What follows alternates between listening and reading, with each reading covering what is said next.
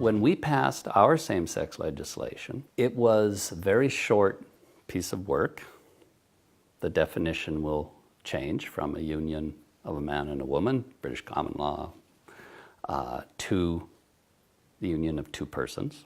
But in front of that simple little change in the law was a long list of whereas clauses, a dozen of them in fact. And then following it is the usual thing that you have in law. You have consequential amendments to existing law. Among those consequential amendments was just what I said.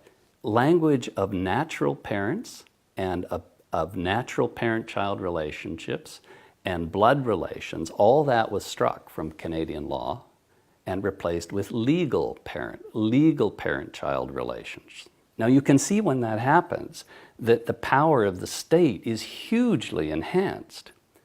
Hence the question, asked by our own Chief Justice, who owns the children?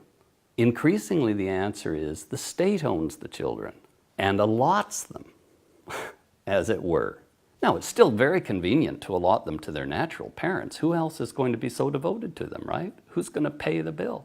But if the state doesn't like what you're teaching your children, if it doesn't think you're forming your children in a way that suits the new morality and the new program, well, then that's another matter.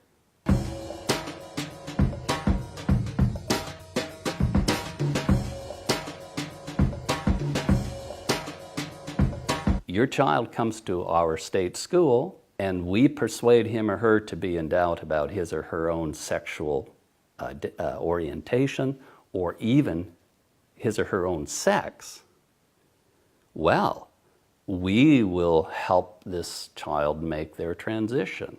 And you will have no right to interfere or even to know that this is happening unless the child chooses to tell you.